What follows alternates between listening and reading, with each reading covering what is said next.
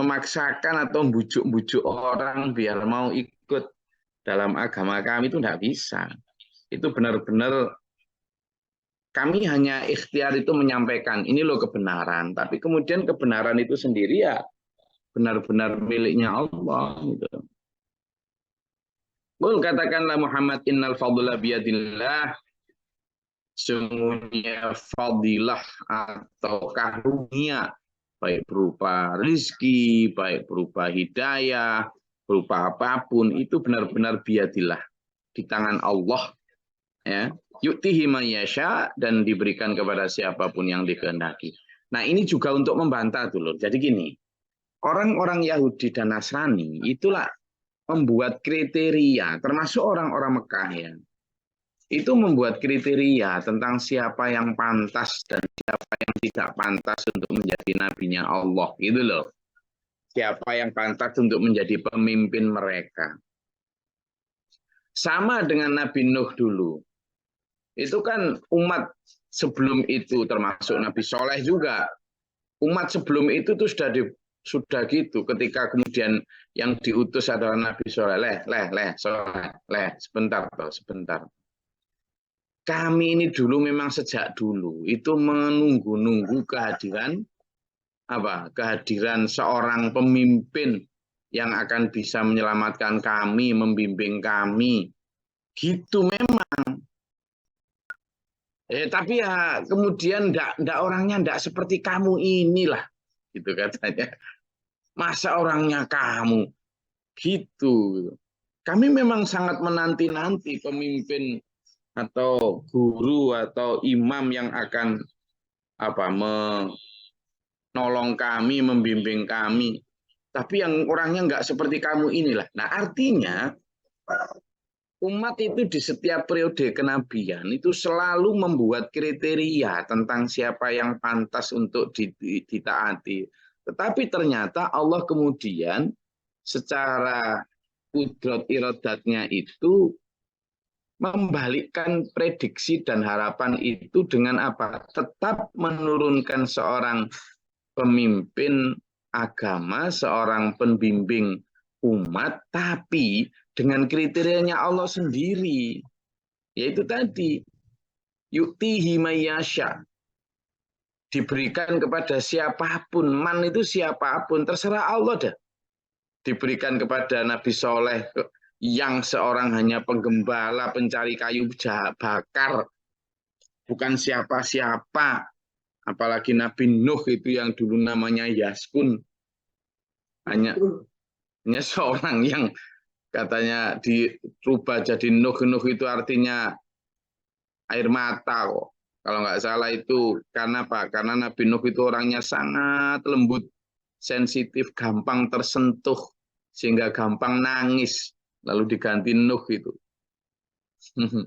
Jadi itu, nah orang-orang kayak gitu menurut masyarakat nggak pantas lah jadi leader gitu. Nah padahal yahdi mai yasha, yutihi mai yasha. Nah ini untuk pelajaran kita juga dulur di zaman kekinian, ketika kita hendak mengikuti dan menjadikan somebody, someone untuk menjadi pembimbing hidup kita di dalam beragama, di dalam pengabdian kita kepada Allah Subhanahu wa taala ini. Ayo membuat kriteria yang selaras dengan kriterianya Allah. Jangan ikut kriteria yang biasanya ada. Nanti kecilik lagi seperti umat nabi-nabi terdahulu. Termasuk ya Yahudi Nasrani, ahli kitab yang disebut dalam ayat ini, yang menganggap Rasulullah itu tidak cakap. Menganggap Rasulullah itu tidak masuk kriteria. Ummi artinya tidak bisa baca tulis. Rasulullah juga bukan keturunan bangsawan.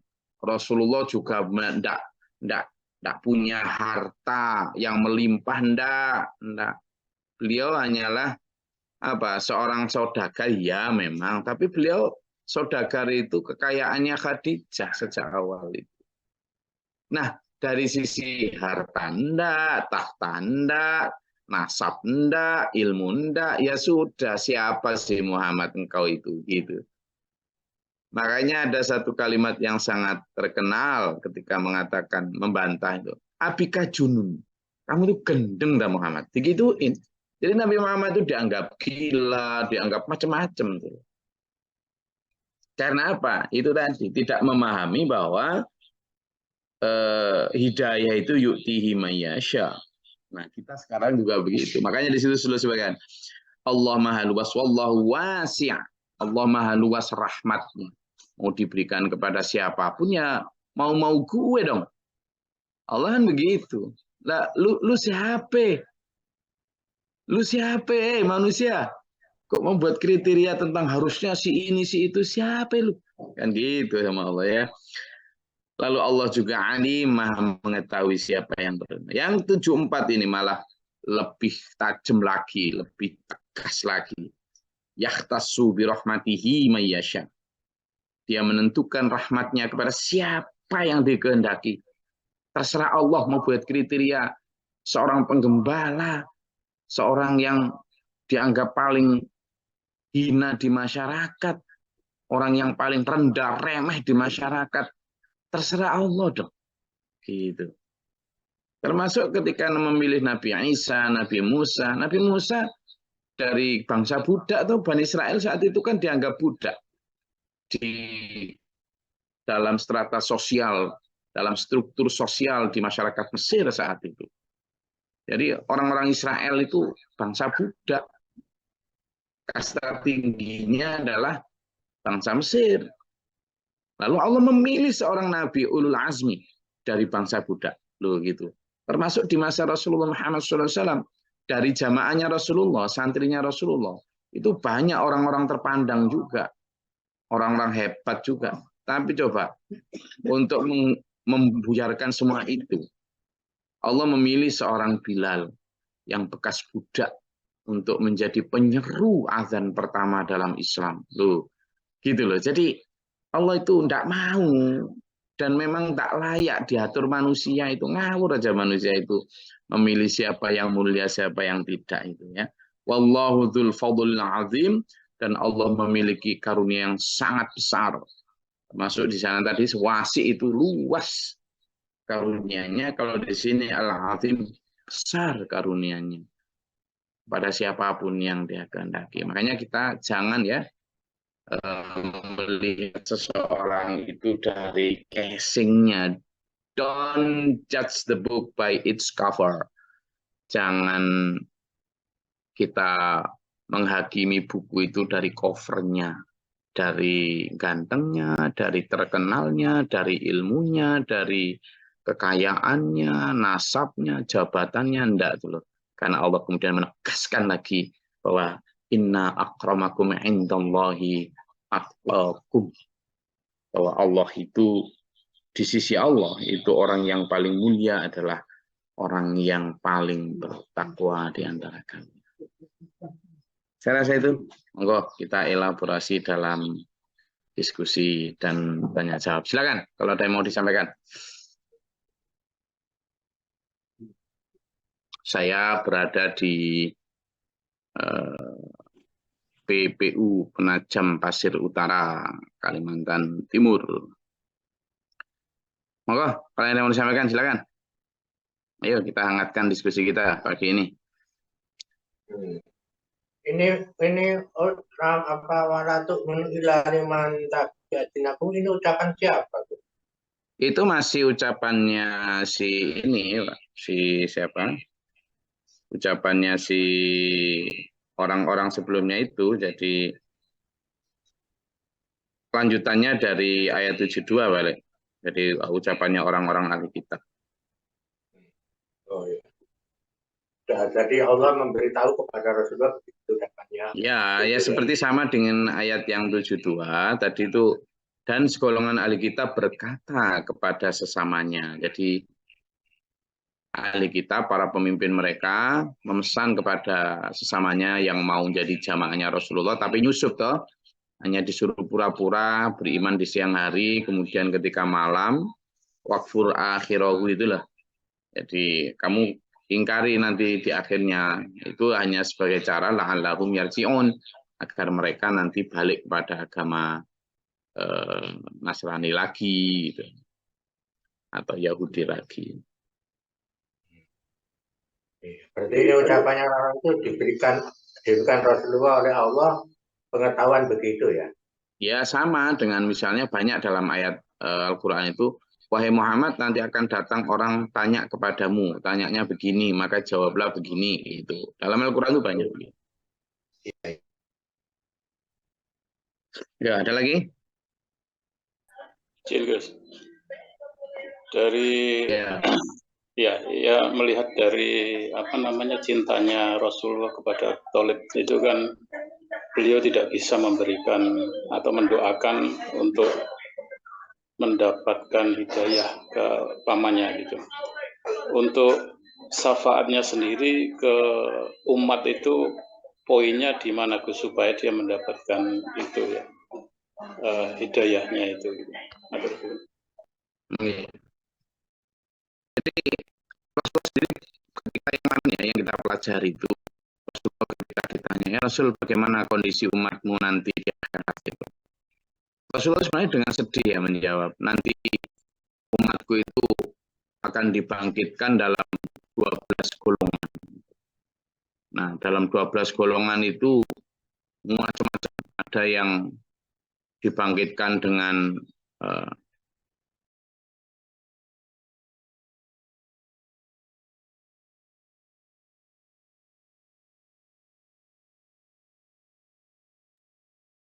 jadi dibangkitkan dalam 12 golongan, ada yang dibangkitkan dengan perut yang membesar, karena ada yang dibangkitkan dalam bentuk muka babi dan sebagainya, dengan sesuai dengan perilakunya sendiri di masa di dunia.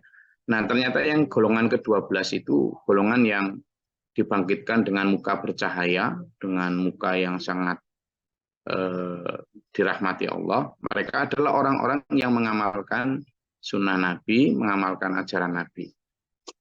Nah, Rasulullah tidak diberi wewenang untuk memberi syafaat kepada yang 11 golongan yang lain itu, yang dalam bentuk macam-macam itu. Dan Rasulullah yang diberi untuk memberi syafaat kepada mereka-mereka yang memang mengikuti sunnahnya. Jadi jangan diartikan bahwa syafaat Rasulullah itu kayak pemahaman kaum Nasrani yang merupakan penebus dosa, bahwa Yesus itu datang untuk menjadi penebus dosa bagi seluruh orang-orang yang mengikuti Yesus, sehingga dosa apapun akan ditebus dan dihapus karena kedatangan Nabi Isa. Tidak begitu konsepnya. Jadi konsep dalam itu nanti akan membuat semua orang ngawur itu. Jadi asalkan saya sudah bersahadat, saya mau berzina, mau minum minuman keras, mau apapun, nanti pasti dapat syafaat dari Rasul. Enggak gitu konsepnya. Jadi itu dihubungkan juga dengan satu hadis, nanti di akhirat itu semua orang akan mencari nabinya masing-masing, semua orang akan mencari syafaat, termasuk umatnya Nabi Muhammad SAW. Nah, berbondong-bondong sudah banyak orang diberi syafaat Rasulullah. Kemudian ada segolongan besar banget orang yang berbondong pada Rasulullah, dipanggil sama Rasulullah, kemarilah gitu. Rasulullah sedang sambil duduk di pinggir telaga Haud. Kemudian ketika hendak mendekat, sudah sampai mendekat, kemudian Allah memperingatkan, wahai Muhammad, siapa mereka? Mereka umatku ya Allah. Kamu tidak tahu bagaimana perilaku mereka setelah peninggalmu. Mereka lari dari sunnahmu, lari dari syariatmu, sebagaimana larinya anak panah dari busurnya. Mereka tidak mengamalkan sunnahmu, meskipun pada lahirnya mereka umatmu. Maka dari itu Rasulullah beristighfar, kemudian ampuni aku ya Allah. Maka Rasulullah kemudian mengusir mereka. Hus-hus seperti di situ disebutkan dalam hadis itu, seperti mengusir binatang ternak. Antum laisa minni. Kalian bukanlah dari golonganku. Lah, naudzubillah kalau sampai digitukan gitu. Kenapa? Karena mungkin di lahirnya di dunia mungkin sudah yaitu tadi seolah-olah muslim, tapi dalam perilaku kesehariannya justru menghina syariat Rasulullah. Nah, yang kayak gini nggak akan dapat syafaat ya. Jadi orang yang dapat syafaat itu Rasulullah dapat syafaat, memberi syafaat, tapi orang-orang yang mengamalkan. Oke, berarti artinya kan syafaat sendiri itu sebenarnya di dunia gitu. yang apa namanya ajaran Oh Rasulullah iya, yang jadi di dunia, bukan di nih, jadi nantinya gitu ya. syafaat itu betul. Jadi syafaat itu seperti misalnya ya, sama dengan Shirathul Mustaqim ya. Kan diterangkan dalam hadis itu bahwa nanti orang-orang akan melewati Shirathul Mustaqim, ada yang seperti orang merangkak, ada yang seperti orang berjalan, cepatnya itu ya. Ada orang yang seperti berlari, ada yang secepat kilat. Itu nanti itu hanyalah seperti putaran CCTV saja. Apa yang sudah terjadi di dunia. Jadi tidak bisa nanti di akhirat itu kemudian, ayo kita usahakan ya nanti bisa biar nggak terpeleset. Tidak bisa. Itu hanya putaran apa yang sudah terjadi di dunia. Jadi kita bisa melakukan pencegahan agar tidak terpeleset ke jurang neraka dalam Shirathul Mustaqim itu ya sekarang. Meskipun nanti pada proses formalitasnya itu di akhirat. Kan gitu. Sama dengan penimbangan mizan itu kan sebenarnya mulai sekarang itu kan sudah tercatat semua kan. Yang di kanan ini maupun yang di kiri. Nanti itu tinggal proses penimbangannya. Tidak bisa nanti kemudian ayo ditambahin. Tidak bisa. Gitu. Maka syafaat Rasulullah juga sangat tergantung terhadap bagaimana kita mengamalkan ajarannya sekarang. Oke. Ada lagi?